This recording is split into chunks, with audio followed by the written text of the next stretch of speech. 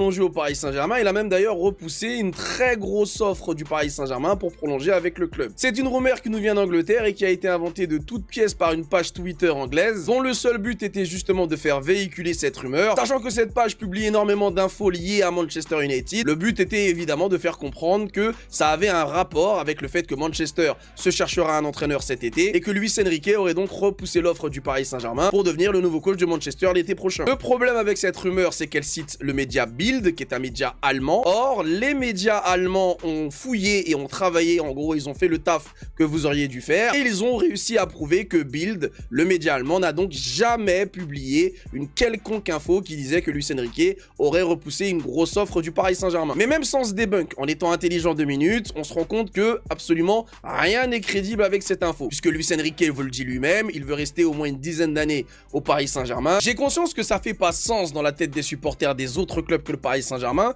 Qu'est-ce qu'un coach de la trempe de Luis Enrique voudrait faire 10 ans au PSG, alors qu'il a des clubs comme le Barça ou Manchester United qui le veulent? Sauf qu'encore une fois, il est plus intelligent que vous, et lui, il a un véritable plan au PSG. Il veut développer des joueurs et développer sa marque de fabrique au club. Ce qu'il veut, c'est laisser une trace qui sera indélébile dans l'histoire du Paris Saint-Germain. Lorsque l'on pensera à ce club, on pensera forcément aux travaux qu'il a laissés dans l'histoire de ce club, et il deviendra la véritable boussole pour chaque entraîneur qui passera après lui. Un peu comme c'est le cas justement à Manchester United. Chaque entraîneur est comparé à Alex Ferguson, chaque entraîneur qui viendra à Manchester City sera comparé à Guardiola, chaque entraîneur qui passe à Arsenal est comparé à Arsène Wenger, ainsi de suite. Au-delà de ça, pour l'aspect encore plus concret, Luis Enrique n'est pas libre cet été. Il est sous contrat avec le Paris Saint-Germain jusqu'en juin 2027. Donc cet été, et c'était déjà prévu comme ça, le Paris Saint-Germain et lui vont s'asseoir autour d'une table pour parler d'une prolongation de contrat, mais il n'est pas libre cet été. Il sera libre en juin 2027, soit dans un an. Et rien que ça déjà, ça montre à quel point le mec qui a lancé cette rumeur, il a vraiment fait ça à la va-vite. Vraiment, je suis premier degré, j'arrive pas à comprendre comment cette rumeur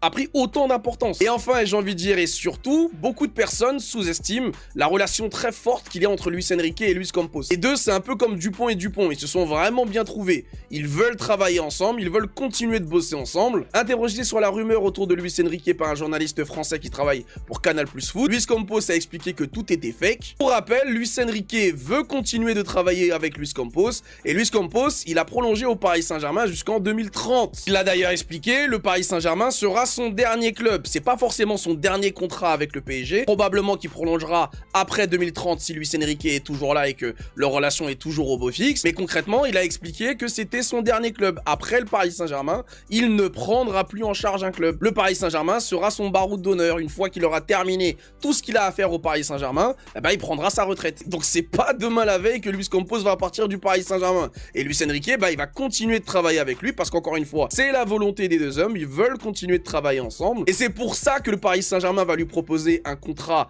longue durée, non pas tant sur le salaire, parce que ça aussi dans l'information, ça aurait été facile à débunk. Les Anglais se sont concentrés sur le salaire de Luis Enrique, alors qu'en réalité, le salaire, on s'en bat les couilles, c'est pas ça le plus important dans le contrat de Luis Enrique, ça va être la durée du contrat. Bref, donc évidemment, toute cette histoire était complètement fausse. Je suis très étonné de devoir en faire une vidéo parce que je pensais que vous aviez compris que Luis Enrique, il n'était pas au PSG pour juste prendre la Ligue des Champions et s'en aller. Qu'on ait gagné la Ligue des Champions aussitôt, c'est presque finalement un bonus dans l'ambition et le projet qu'a Luis Enrique autour du Paris Saint-Germain. Mais c'est pas parce qu'on a gagné une Ligue des Champions que ça veut dire que le travail est fait. Le vrai travail de Luis Enrique, c'était pas de remporter la Ligue des Champions. Le vrai travail de Luis Enrique, c'était de faire en sorte que le Paris Saint-Germain devienne une institution extrêmement forte en termes de football proposé et que pendant des générations et des générations, on parlera du Paris Saint-Germain comme on parle aujourd'hui des autres clubs qui ont fait ce que le PSG est en train d'essayer de faire. Et ça, c'est pas seulement en 1 ou 3 saisons que tu vas réussir à le faire. Et c'est pour ça que Luis Enrique va s'inscrire au Paris Saint-Germain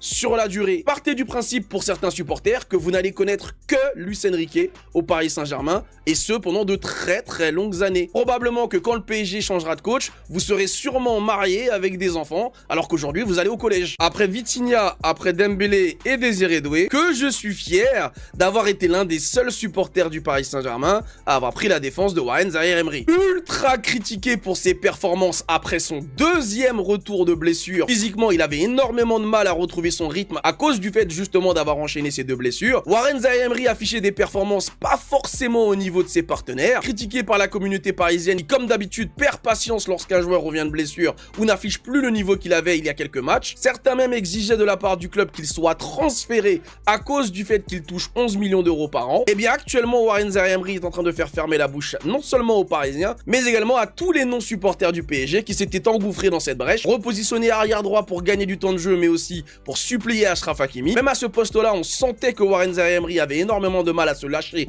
mentalement. Sauf que maintenant qu'il a lâché les chevaux, eh bien il met tout le monde d'accord. Là, on ne parle plus seulement du secteur du Paris Saint-Germain, puisqu'au poste de latéral droit, Warren Zaïre Emery affiche des statistiques et des performances en match à la hauteur, si ce n'est même plus, que les meilleurs latéraux droits européens. Si vous pensez à Jules Koundé, Timber, Frimpong ou encore Alexander Arnold, eh bien sachez que Warren Zaïre Emery, en termes d'indice de performance, il est au-dessus de tous ces joueurs. Et même par rapport à Achraf Hakimi, dans certaines statistiques de performance en match, Warren Zaïre Emery lui est supérieur. C'est pour vous dire la progression constante de ce joueur à ce poste, qui de toutes les façons a toujours été on parle d'un joueur qui n'a que seulement 19 ans. En plus d'avoir retrouvé ses qualités de milieu de terrain et son niveau de performance, il a aussi également haussé son niveau de jeu sur le poste de latéral droit, ce qui en fait un joueur aujourd'hui plus que suppléant d'Achraf Hakimi au poste de latéral droit, et un joueur polyvalent et une alternative plus que crédible pour la Coupe du Monde et l'équipe de France en 2026. Vu que l'OM ils ont perdu le dernier match et que demain ils affrontent Paris, ils vont commencer l'année avec 2 défaites. Conférence de presse de Luis Enrique et Marquinhos. Marquinhos à la veille du classique, Marseille ne m'a jamais fait peur. C'est normal. Depuis qu'il arrive à Paris, il a gagné combien de classiques? À Paris et au Vélodrome. Il a déjà marqué à Paris et au Vélodrome. Il faut toujours avoir du respect pour l'adversaire, mais à la part de Marseille, non. Et je le comprends, je suis d'accord avec lui. Luis Enrique, il est pas dans les embrouilles. Dès que ça lui demande de dire une bonne chose, il l'a dit. Luis Enrique couvre d'éloges Roberto De Zerbi. J'aime sa mentalité, son équipe veut toujours attaquer. J'aime son style de jeu. D'accord, il a le droit, c'est son métier, il a le droit d'aimer d'autres entraîneurs qui font le même métier que lui. Il faudra bien gérer notre émotion, on ne pense pas à une revanche par rapport à la défaite. C'est vrai qu'on a perdu cette année en Ligue 1, j'avais complètement oublié contre eux. Parce que Chevalier à ce moment-là où il devait sortir sur le ballon, il avait les mains moites, ça arrive. Là, il le dit bien, il le précise, c'est une autre compétition, c'est un trophée. Demain PSG OM, finale du trophée des champions, on peut remporter notre premier trophée en 2026. Il y a 2 semaines, on a remporté notre dernier trophée en 2025. Et je continue à penser que le trophée des champions de cette année n'aurait jamais dû avoir. On a remporté la Coupe de France, on a remporté la Ligue 1. Quel mérite ils ont de se trouver face à nous pour pouvoir remporter un trophée. À demain, faites les choses bien.